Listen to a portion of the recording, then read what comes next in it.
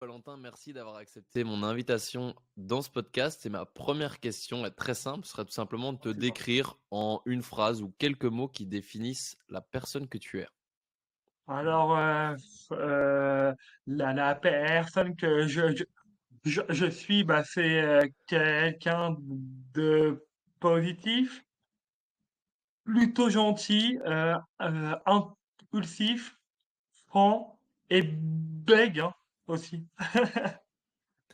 Et le nom de mon podcast, c'est Aerakura, la force du mental. Et pour t'expliquer un Ok. petit peu, en fait, Aerakura, c'est la déesse de l'épanouissement. Et il y a une phrase qu'elle dit qui est: tu viens juste de commencer, alors sois patient envers toi-même et le cheminement que tu as entrepris et n'abandonne pas.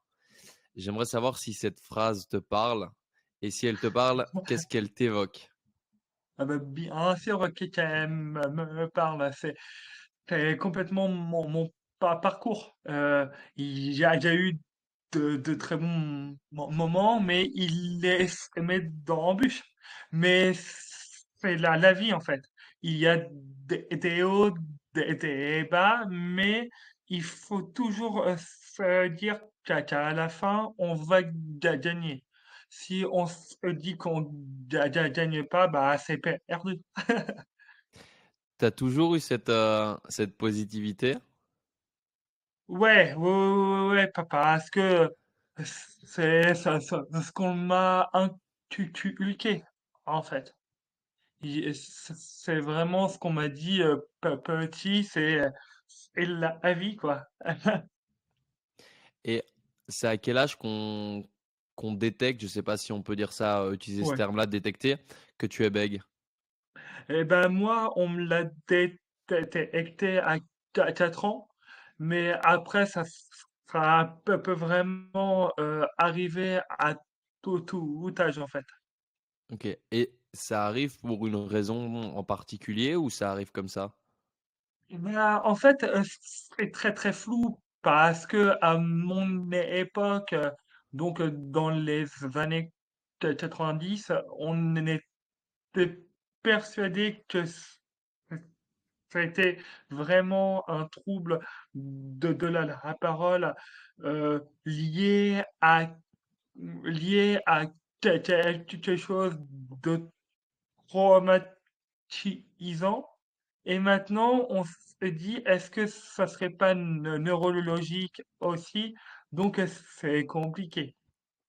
Et du coup, ça peut paraître bête comme question, mais est-ce que on peut, «guérir» entre guillemets de ça? Est-ce qu'on peut y arriver ou c'est en fait, c'est là et il y a rien qui permet de faire ça? Alors, c'est différent. En fait, ça dépend ton bébé gaiement. Et puis aussi, il y a des méthodes qu'on inculque sur lesquelles je suis totalement opposé parce qu'on va inculquer une sorte de robotisation avec, avec l'aide de mouvements, de tapotements qui, moi, me paraissent pire qu'un simple bégaiement. Il n'y a plus de naturel, en fait. On enlève au bègue un peu sa, sa personnalité, en fait. Mmh. Et C'est un exemple, c'est comme si qu'on disait à quelqu'un qui est né dans le sud et qui a pris cet accent sudiste, et ben je vais te l'enlever et tu vas pas parler normalement. Non, quoi, c'est la même chose.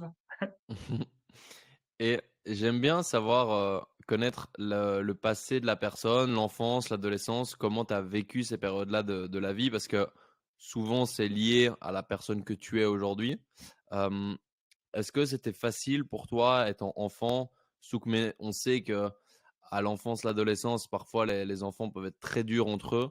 Donc toi qui a peut-être cette différence que maintenant tu l'as fait, c'est devenu une force maintenant, mais à l'époque, c'est peut-être beaucoup plus compliqué quand tu as pas cette maturité et cetera. Comment tu as vécu toi ces 2 périodes-là de ta vie? Bah, En fait, tu l'as résumé. En fait, t'as dit la phrase que on devient qui l'on est à l'enfance. Et moi, en fait, très très vite, ma mère, elle s'est rendue compte qu'il y avait des moqueries sur moi en primaire, donc euh, en CP. Et donc, elle m'a dit, si on se moque de toi, il faut tout de suite que toi, tu te moques de toi. Et là, très vite, bah, mon bégaiement, c'était vraiment mon arme, mon arme pour vraiment m'insérer à la société. Donc, dire, vous vous moquez de moi, mais moi, je suis plus fort que vous. Et là, les mecs, tout de suite, bah, ils avaient de l'empathie en se disant, eh ben, on n'a même plus à faire le travail, lui est très fort. Donc en fait, ce qui t'a aidé, c'est de faire de l'autodérision. Et mais et ça, c'est complètement ça. Ça a été mon arme de défense, car j'étais nul en bagarre et tout, donc ma mère m'a dit, bah, ça sera ça ton arme. C'est fou de se dire là où on pourrait penser de se dire ouais, si des enfants se moquent de toi, ben, tu viens le dire et il faut se battre. Ben là, à l'inverse, on te dit ben, on se moque de toi, ben, moque-toi de toi plus C'est qu'eux, ça. comme ça, ben, eux, ils peuvent plus. Ça sert à rien de se moquer de toi vu que tu le fais Mais, déjà. mais c'est le but. En fait, c'est la vie. La vie, c'est que tu vas te prendre une droite, mais tout de suite, il faut la remettre, mais intelligemment. Donc, si tu es nul en bagarre, et bah, tu vas pas lui remettre bah, une droite, mais par contre, avec une parole ou quelque chose, et ben, tu es plus fort. Et si c'est sur toi, et ben là, t'es encore 5000 fois plus fort. Car moquer des autres, ça n'arrange rien en fait. C'est juste de la méchanceté sur de la méchanceté. Et donc là, tu m'as un peu expliqué la relation avec les autres enfants. Comment ça se Oui. passe au niveau de la scolarité? Est-ce que les profs, ils sont patients? Comment ils agissent avec toi? Et ben, ça a été très, très, très inégal en fait. Car j'ai eu des super profs. J'en ai eu une qui m'a fait un harcèlement scolaire. En fait, je n'ai jamais eu d'harcèlement d'enfant, mais j'ai eu un harcèlement de la directrice de l'école qui, euh, qui m'avait dans sa classe et qui me snobait, mais totalement, euh, qui pouvait très bien m'envoyer un coup de tampon dans la tête quand je parlais. Enfin, j'avais vraiment des humiliations. Et puis, un jour, il y a une camarade d'école qui va en parler à ma mère et là, tout fait aidez-nous. Bah, parce que, en fait, je me disais, bah, je n'aurais jamais la force de dire que c'est une grande personne qui se moque de moi. En plus, la directrice. Donc là, c'est vrai que je ne savais pas comment m'en sortir. Et donc, la seule chose où j'ai eu un recours, c'était prendre un briquet pour me brûler la peau et puis à appeler à l'aide. Hmm. Et quand, du coup, ton enfance, adolescence, tu l'as Mmh. plutôt bien vécu avec, ce Oui, bégaiement? oui, car en fait, à part ça, j'ai jamais eu de soucis et quand on se moquait de moi, en fait, je m'en rendais même pas compte. C'était quoi tes rêves à ce moment-là quand tu es enfant? Un cinéma, que ça, en permanence, cinéma puis médias, quoi. Mais moi, je les mets dans même groupe, soit animateur, soit acteur, quoi. Et comment c'est venu ça? Bah, petit, quoi. J'ai grandi en face d'un cinéma et j'y allais toutes les semaines. Et complètement fan de ça. Et aussi, ma grand-mère qui m'a élevé était une passionnée de cinéma et je pense qu'elle m'a transmis la maladie, en fait. Et la plupart des gens t'ont connu, avec l'émission Incroyable Talent. Oui. Est-ce que tu te représentais déjà devant des gens, donc en tant qu'humoriste, avant cette émission? Et ben, en fait, j'avais commencé le stand-up il y a 8 mois avant, je crois.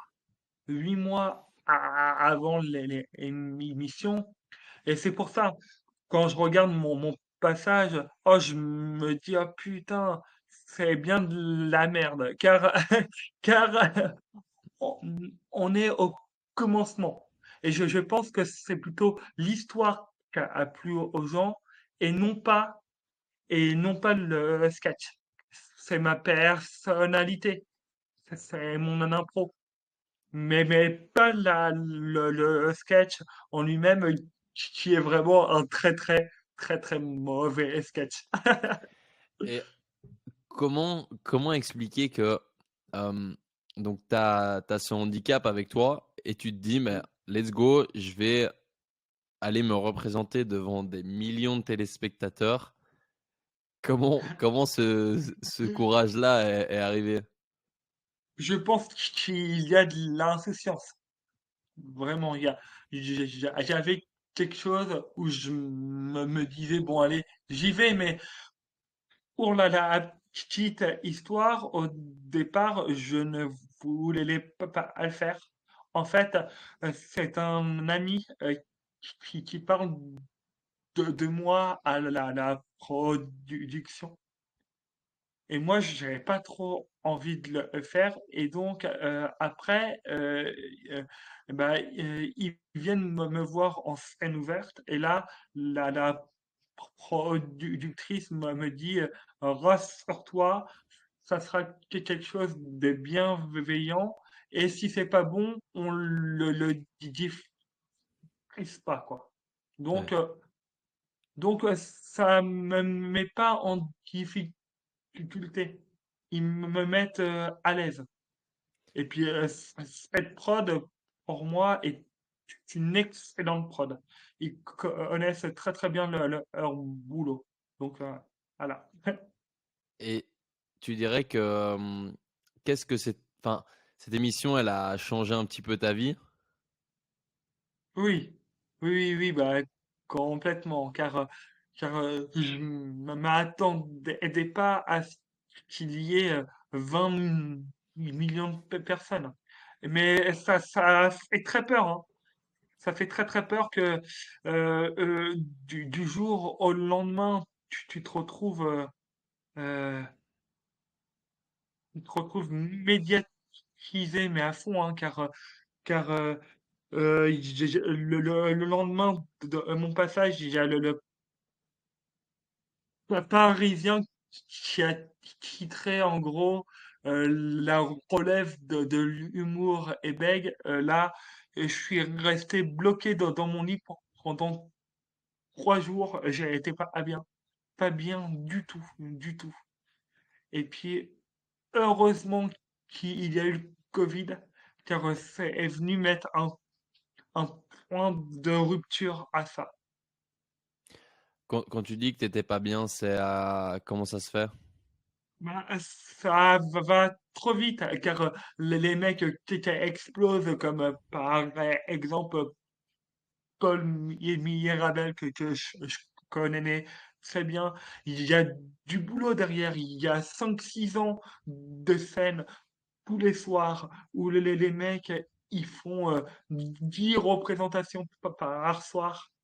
Moi, il n'y avait pas en fait. Et j'étais trop nouveau. J'ai été tout neuf en fait. Et j'ai pris un risque. Et le risque, eh ben, je l'ai payé. Mmh. Tu l'as payé? Bah, oui.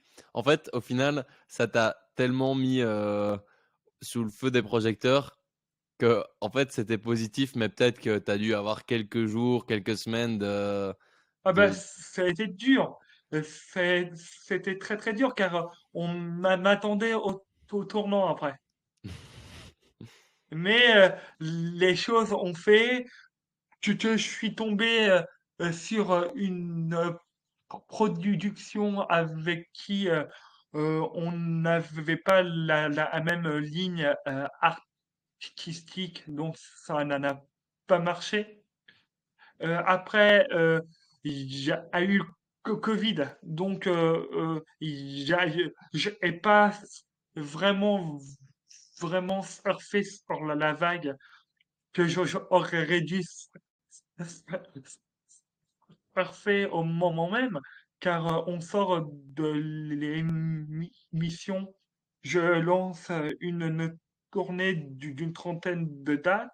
Les places se vendent en moins de 5 heures, quoi. Ça a été complètement ouf.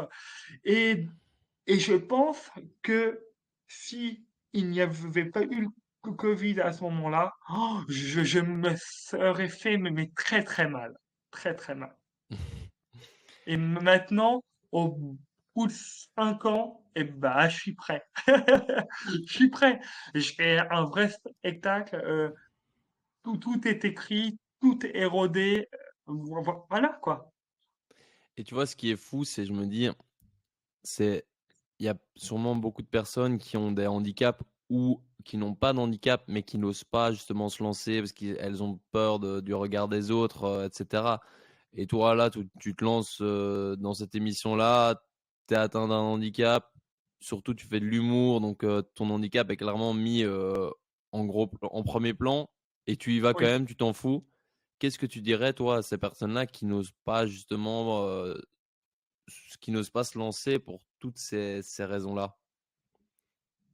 Ah, juste dire qu'on a tu, une vie, en fait. Et si on réalise pas nos rêves dans cette vie-là, c'est pas une fois qu'on sera mort qu'on va le faire, en fait. Mais je pense que pour réaliser ça, il faut que ça soit quelque chose de vraiment viscéral. Qu'on aime ça depuis plusieurs années. Mais, et puis en plus, avant ça, même si dans le stand-up, j'étais nouveau, j'avais derrière moi 12 ans d'années théâtre euh, plutôt classique, mais la scène, j'en faisais depuis 12 ans. Donc j'avais l'habitude. C'était plutôt en termes d'écriture où j'étais novice. Et est-ce que tu as des personnes qui t'ont inspiré? Ouais, complètement. Je, je,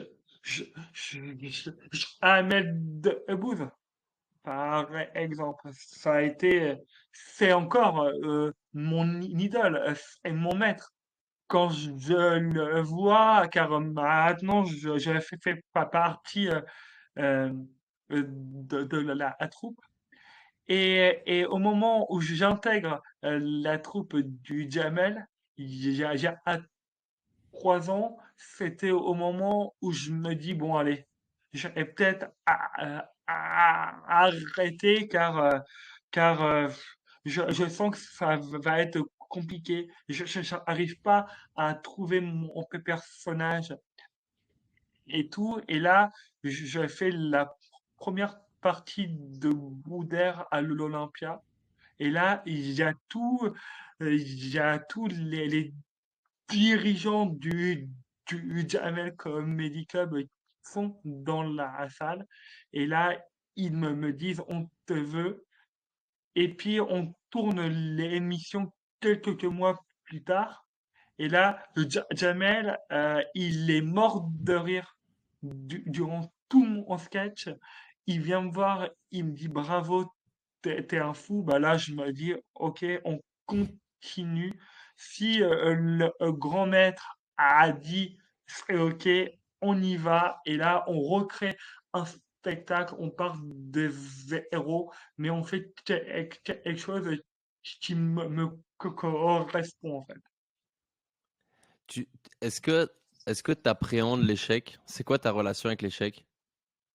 Ah bah ça fait chier les échecs. Les échecs, c'est horrible. C'est horrible de dire qu'il faut tout reprendre et tout, c'est une remise en question. Euh, c'est compliqué, les échecs. T'as eu des échecs dans ta vie?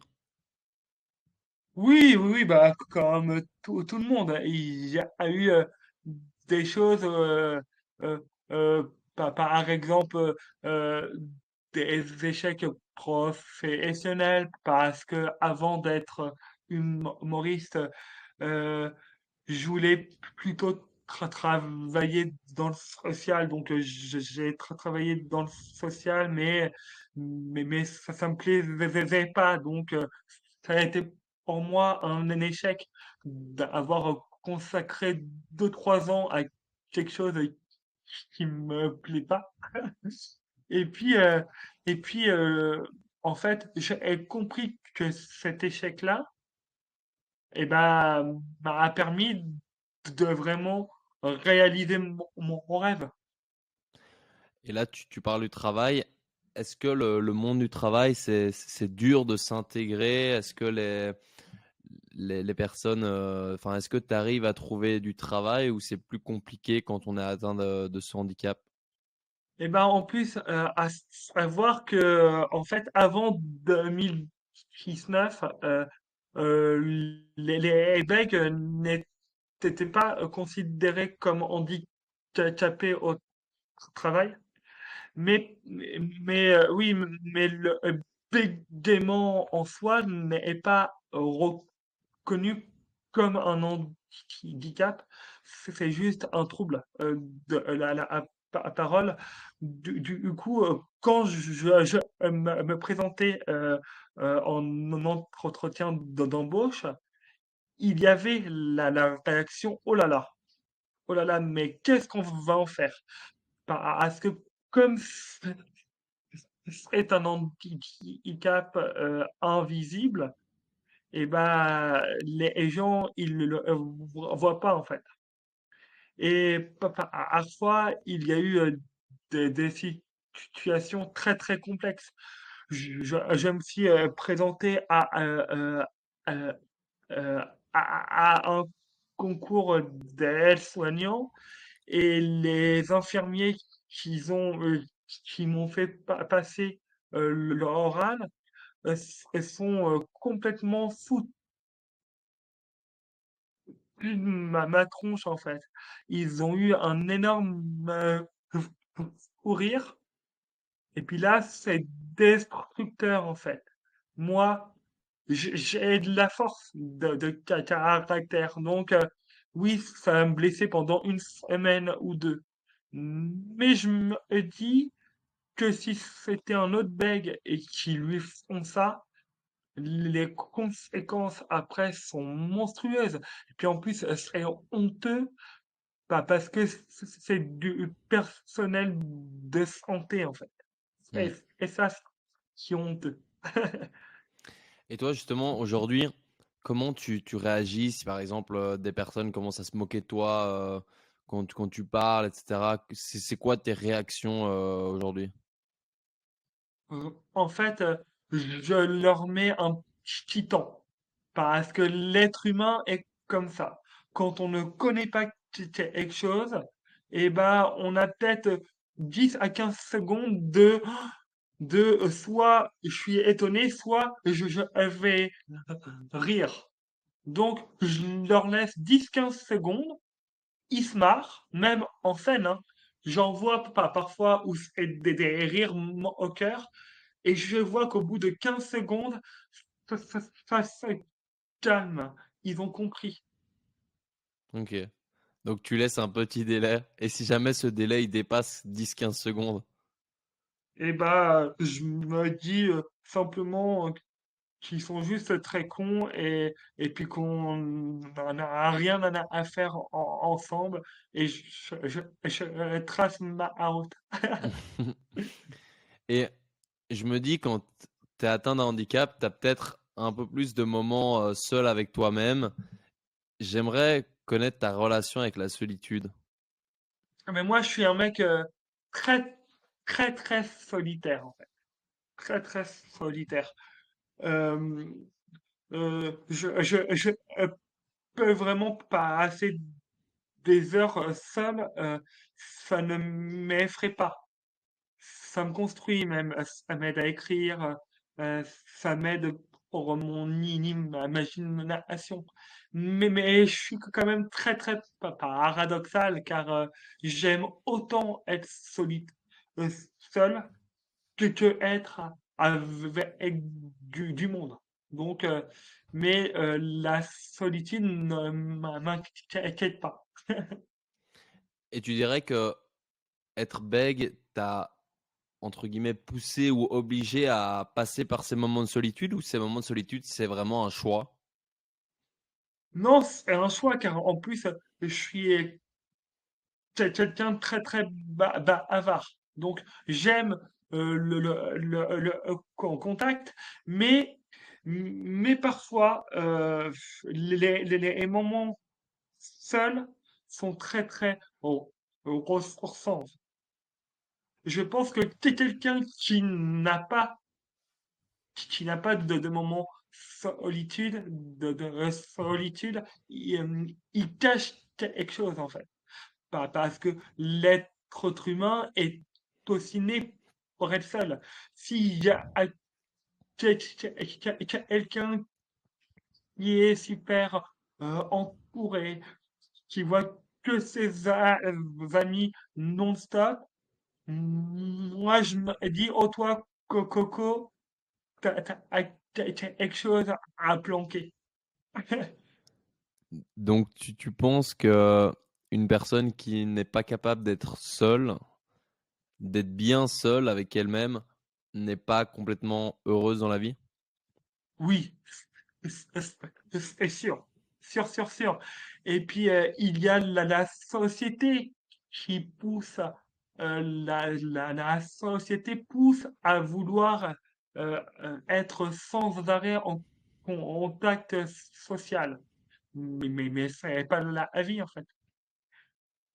Et justement, c'est quoi ton avis sur, la société? Moi, je trouve qu'on met vite les gens dans des moules.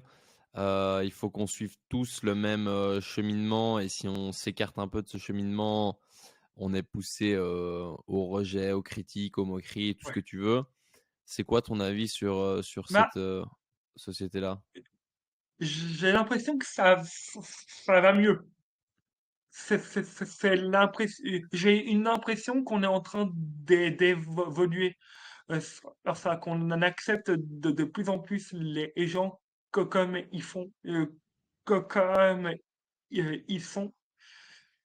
Et donc, j'ai espoir. C'est quoi la chose, pour laquelle tu es la plus fière jusqu'à aujourd'hui? Ah bah, c'est ma fille.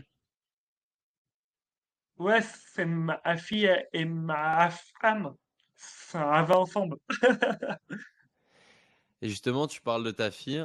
Moi, j'aimerais savoir si aujourd'hui tu rencontrais ton toi âgé de 5 ans. en Oui, sachant tout ce qui va suivre dans la vie, qu'est-ce que tu lui dirais? moi je lui dirais: «Accroche-toi, ça va pas être facile tous les jours, mais tu vas réussir à la fin». Et maintenant, tu dirais que c'est quoi la période ou peut-être le moment le plus difficile que tu as eu à vivre jusqu'à maintenant et comment tu as pu te relever de ce ou ces moments difficiles? Le- Ouais, j'en ai eu deux gros moments. La perte de ma mère à 17 ans. Et je me suis relevé de ça grâce à ma grand-mère qui m'a qui m'a toujours fait confiance et qui m'a toujours dit et je fais ce métier d'humoriste où personne croyait en moi, hein. Mon entourage, à part ma grand-mère, me disait: «Oh là là là là, tu vas te prendre une raclée, tu vas pas t'en remettre». Et puis bon, au final, j'ai réussi. Et le deuxième moment plus compliqué, bah, ça a été la perte de ma grand-mère il y a 1 an et demi. Et là, et bah, c'est encore deux femmes qui m'ont sauvé un peu avec l'aide, ma femme et puis ma fille. Donc, c'est vrai que j'ai une approche plus liée aux personnes féminines. Je m'entends plus avec des femmes que avec des hommes, en fait. Et quand tu dis que ta grand-mère est la seule personne qui croyait en toi à ce moment-là, est-ce que toi, tu croyais en toi? Ouais, je pense, ouais. Ouais, ouais. Même si je suis pas la personne qui est, la plus grande estime de soi, je pense que j'y ai toujours cru. Parce que je savais que quand je jouais, par exemple, dans la troupe théâtrale, j'avais un potentiel comique qui dépassait la parole. Donc, j'y ai tout le temps cru euh, à mon potentiel d'acteur. Et tu est-ce que enfin, quand tu vas par exemple, sur, l'émission, c'est un peu à se lancer, dans l'inconnu clairement. C'est pas ce qui va Ouais. t'attendre, face à ces spectateurs, face aux juges, face aux téléspectateurs même qui regardent derrière leur écran. C'est quoi ta relation aujourd'hui avec l'inconnu? Voilà. La relation. Bah, au moment du tournage de l'émission, euh, euh, il arrive que toute la journée, je n'arrive plus à parler. Je suis complètement bloqué. Donc, M6 a très peur, hein. La prod s'est dit, mais comment qu'on va réussir à le débloquer? On ne comprend pas du coup et tout ça. Je pense que le stress avait pris le dessus. Et donc, l'idée qu'ils ont, à l'époque, c'est David Ginola qui présente l'émission. Là, ils font venir David et Ginola et là, ils me débloquent. Ils trouvent les mots, ils me parlent du sport, ils me parlent du foot. Moi, qui suis un foot, et ben, là, ça me fait tilt. En fait, il arrive à vraiment me faire lâcher prise. Et puis après, le moment qui suit mon entrée à l'émission, je me dis pendant 2 minutes, mais qu'est-ce que tu fous là? Et au moment où je fous le pied sur scène, et bah, je n'ai plus aucun souvenir. Sérieux? Ouais, ouais, là, ça a été du lâcher prise total. Et puis, un immense merci au jury et puis surtout à Eric Antoine qui me met à l'aise et qui me pose les bonnes questions qui me font complètement rebondir. Parce que j'avais prévu un pitch. En fait, la production nous fait un peu apprendre un, un, un pitch pour qu'on se présente et tout. Et sauf que le pitch, vu qu'Eric m'a posé les très très bonnes questions, et ben ce pitch-là est complètement pas assez à la trappe. Du coup, Eric Antoine t'a aidé à gérer ce petit moment-là. Ah, mais complètement. Et grâce à lui, c'est passé ultra naturellement un espèce d'enchaînement qui aurait été monotone et pas drôle. Et bah, il a sauvé le moment, Eric. J'aimerais savoir comment tu définirais le bonheur. Le bonheur. Euh, est-ce qu'il existe? Je ne sais pas. Ce serait qu'un mot. Moi, je pense juste que la vie, c'est un jeu, et puis pour être heureux, il faut jouer le jeu. Et tu penses que beaucoup de gens ne jouent pas le jeu? Ouais, ouais, ouais, ouais, ouais, Et pour complètement. toi, c'est quoi ne pas Je jouer le pense jeu? que ne pas jouer le jeu, c'est de se dire il faut outrepasser les limites. En fait, la société, c'est quelque chose qu'on a inventé pour vivre en communauté. En fait, l'argent en soi, bah, ça n'existe pas. C'est une valeur qu'on a donnée aux choses. Et je pense que, que dans la vie, il faut prendre des risques. Il faut aller là où, où qu'on nous attend pas, en fait. Et quitte à se mettre en dette ou bien autre chose, il faut le faire. Et comment expliquer que justement, ça c'est mon point de vue, mais beaucoup de gens ne font pas les risques, ne prennent pas les risques, alors que peut-être qu'au fond d'elles-mêmes, elles savent qu'elles veulent être ailleurs que là où elles sont à l'heure actuelle, mais elles se disent, ah non, je préfère rester là où je suis aujourd'hui, dans mon petit confort qui au final est inconfortable, et elles ne font pas ce Mais qu'elles veulent complètement. réellement faire. Et puis, quand tu viens au monde, tu viens nu, quoi. Tu viens sans rien. Donc, tu n'as rien à perdre. Rien à perdre. Donc qu'est-ce que tu dirais à ces personnes-là pour qu'elles foncent? Pour quelle font ça? Je leur dirais, vous trouverez votre chemin le jour où vous allez trouver votre sens à la vie. Il va y avoir un déclic.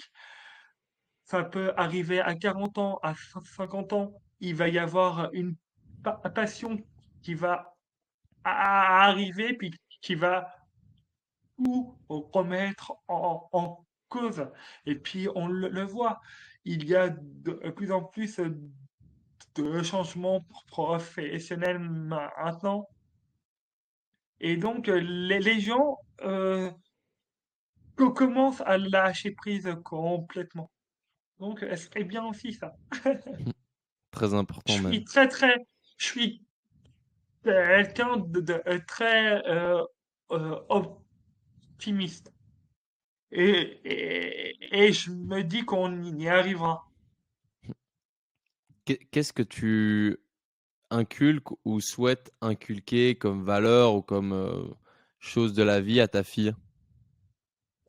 C'est la tolérance, vraiment respecter les autres, euh,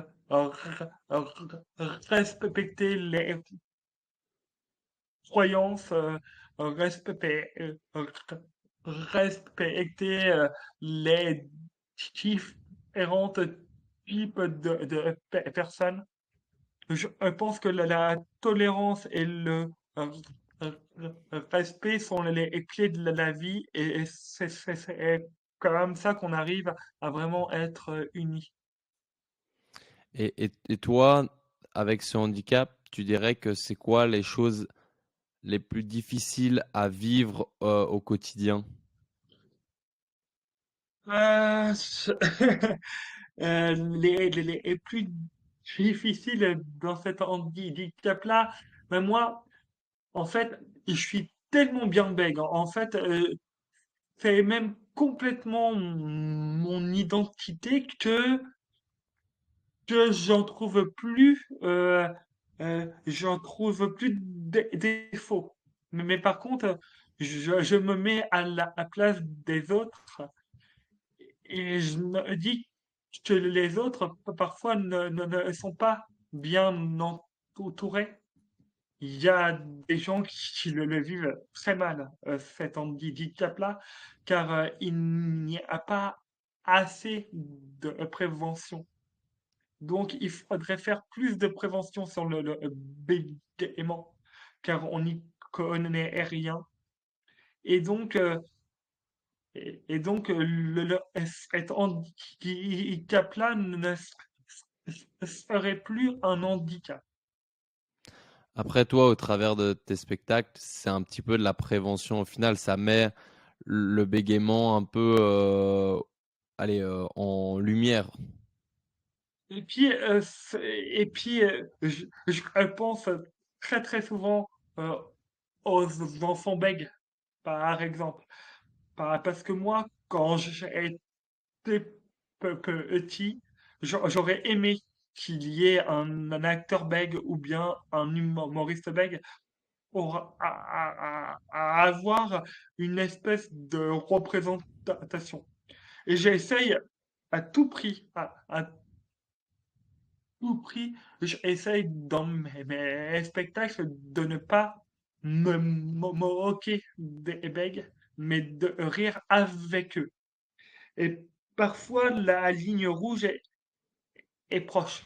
Hmm. Mais ça, c'est quelque chose que je n'accepterai pas. C'est la moquerie facile, en fait. Est-ce que si aujourd'hui tu avais le pouvoir de retirer ce bégaiement, tu choisirais de le garder ou de le supprimer? Je le garde sans aucun souci. Sans aucun souci, car c'est complètement moi. C'est plus un accent. Je prends l'exemple de Céline Dion. Quand on entend parler, on se dit, oh là là là là, ça va être chiant. Oui, c'est chiant pendant 1 minute et puis après, on s'y habitue. Comment tu définirais la réussite de sa vie? Oh là là, la réussite. Oh là. Je sais pas si ça existe vraiment, la réussite d'une vie.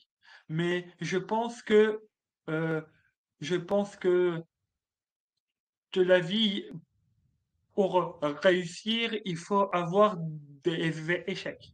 Et les échecs te construisent la réussite. Hmm. C'est clair ou pas, Sylvain? C'est très clair, Dis-moi. ouais, c'est très clair. Bah, c'est comme on abordait tout à l'heure les échecs. En fait, il faut arriver à rebondir de ces échecs-là, prendre le pour et le contre, Mais prendre les bien sûr. apprentissages et faire en sorte que ça te serve pour après, pour continuer à échouer, mais rebondir de chaque échec. Je suis pas sûr qu'une vie très lisse soit formatrice.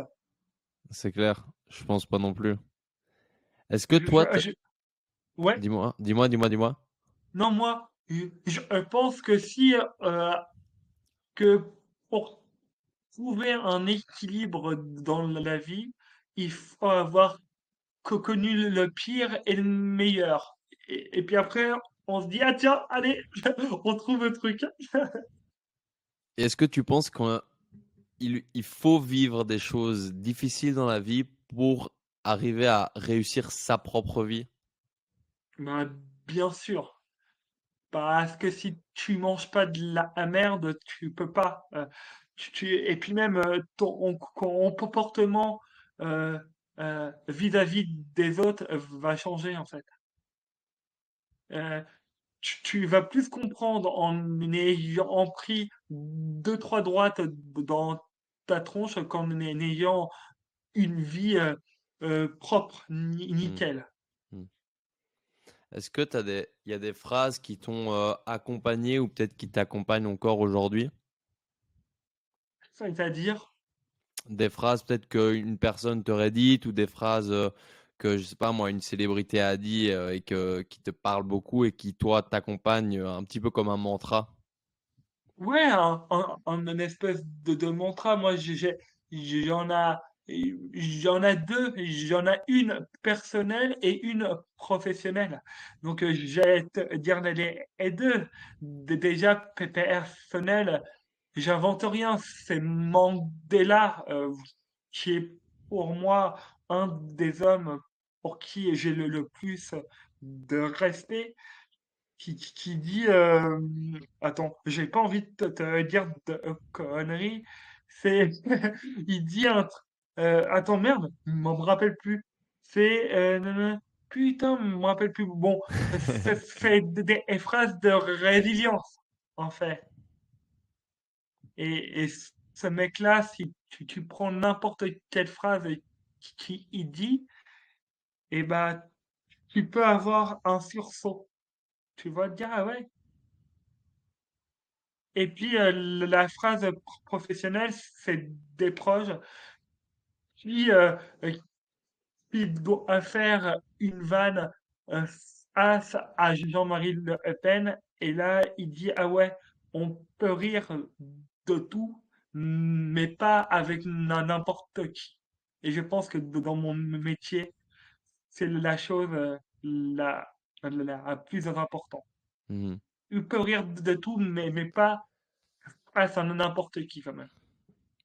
Et avec toute l'expérience que tu as pu prendre jusqu'à maintenant, qu'est-ce que la vie t'a appris sur toi ou sur la vie de manière générale et que tu aimerais transmettre aux gens? Alors, qu'est-ce que m'a appris la vie? Attends.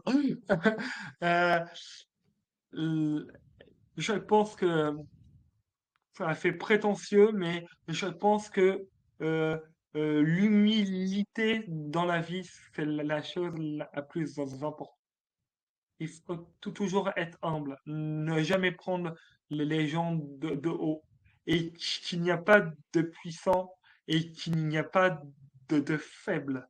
Moi, je parle de la même façon à, à- à un homme politique qu'à un homme qui est dans la rue. Et il faut leur parler de la même façon.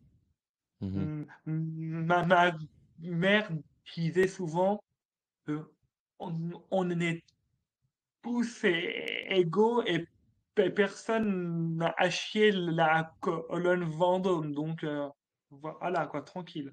Mmh.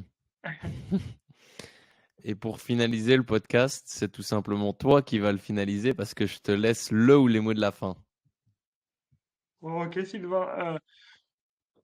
Pour un beg, au-delà de la fin, c'est compliqué, mais euh, et bah, juste soyons positifs. Tout simplement. Voilà, Sylvain. Merci beaucoup.